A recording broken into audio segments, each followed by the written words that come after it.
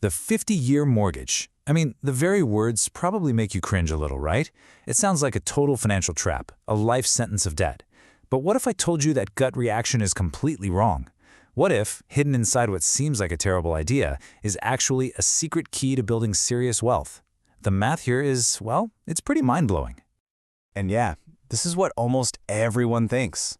I get it. The idea of being tied to a bank for half a century, it just feels wrong. It goes against everything we're taught about personal finance. You know? Get out of debt as fast as you possibly can. But here's the crazy twist. What if, under some very specific circumstances, this exact product could not only lower your monthly bills, but also become the engine for a multi-million-dollar retirement fund? You gotta stick with me here, because the numbers we're about to look at are absolutely staggering. So, let's start with the obvious. Let's dig into why this thing gets such a bad rap, why it's often called one of the worst ideas in finance. It's really important to understand the objections, because they're totally legit, before we flip the whole thing on its head. And it really all boils down to this one thing. By stretching out your payments over an extra 20 years compared to a normal mortgage, you end up handing over a giant, heaping pile of extra cash to the bank in interest. It just feels like you're making them rich for no good reason. Okay, so to really see the hidden power here, we have to set up a very specific kind of laboratory scenario. Let's imagine a situation where you can get a 30-year mortgage and a 50-year mortgage at the exact same interest rate. Now, this isn't super common, but some lenders absolutely do offer this. So here are the ground rules for our little experiment. We've got a $500,000 loan, and the key, the absolute most important part, is that both the 30-year and 50-year loans have the exact same interest rate, 6.8%. The only thing we're changing is the time. And we're also going to assume that we can invest our savings and get a 10% annual return, which is right around the historical average for the S&P 500. So, the very first thing you notice is the change in your monthly payment. With a 30-year loan, you're paying $3,260 a month. But by stretching it to 50 years, that payment drops all the way down to $2,932. You'd feel that difference in your bank account immediately. That is a difference of $328 every single month. That's real money, almost $4,000 a year that stays in your pocket instead of going to the bank. And this $328, this is the magic number. It's the fuel for the entire wealth-building machine we're about to build. But, okay, before we get too excited, let's talk about the big, scary catch. This is the part that makes everyone say the 50-year mortgage is a horrible deal. And honestly, the numbers here are pretty shocking. Check out the total you pay over the entire life of the loan. With the 30-year, you pay the bank about $1.17 million. With the 50-year, that number balloons to over $1.75 million. I mean, it looks like an open and shut case, right? The 50-year loan is obviously way worse. And this is the number that makes everybody run for the hills. You end up paying an extra $585,000 in interest. That's more than the original loan amount. At this point, most people would say, no way, and walk away. But that would be a huge mistake. All right, now for the fun part. Let's get to the part of the story that nearly everyone misses. This is where we take that huge perceived negative, the longer loan term, and turn it into an absolutely incredible positive. Because just looking at how much interest you pay, well, that's not the whole story, not even close.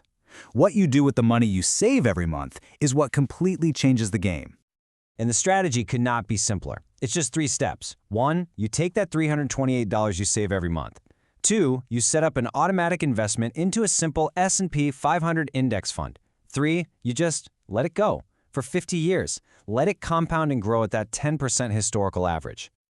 Okay, so this is where it gets really fun. Let's see what actually happens when we put this strategy into motion over decades. The results are, and I'm not exaggerating, pretty hard to believe. So let's fast forward 30 years into the future. This is the moment the person with the 30-year mortgage has been waiting for. They pop the champagne, their house is paid off, they're debt-free. So who's actually winning at this point? The result is pretty shocking. After 30 years, the traditional homeowner has their paid-off house, sure, but $0 in this investment account. The 50-year homeowner, on the other hand, has built up a portfolio of almost $750,000. And even after you subtract what they still owe on their house, they are already over $360,000 ahead in total net worth. The supposedly worst idea is already winning, and by a lot. But wait, it gets even crazier. That's just at the 30-year mark. The gap between these two strategies just gets wider and wider over the next 20 years. So what happens when we let that investment grow for the full half-century? Over $5.5 million. Just let that number sink in for a second. By simply investing that $328 a month you saved, you could end up with a portfolio worth over $5.6 million. That is the insane power of long-term compound interest. So let's just put it all together. Yes, you pay the bank an extra $585,000 in interest with the 50-year loan.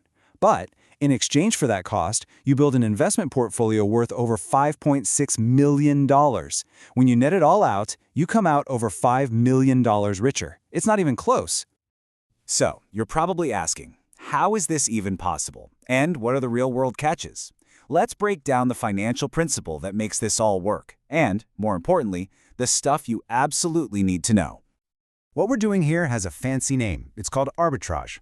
But it's a really simple idea. You're borrowing money from the bank at a cheap rate, in this case, 6.8%, and you're investing it somewhere else to earn a higher rate, in this case, a potential 10%. That little difference, when it compounds for 50 years, turns into a financial superpower. Okay, now for the big reality check. This entire strategy depends on a few really important ifs. First, and this is the big one, you have to be disciplined enough to invest that $328 every single month automatically without fail. Second, finding a 50-year loan at the same rate as a 30-year can be tricky. They exist, but if the rate is higher, the math changes. Third, remember you're not locked in for 50 years. You can always refinance or pay it off early.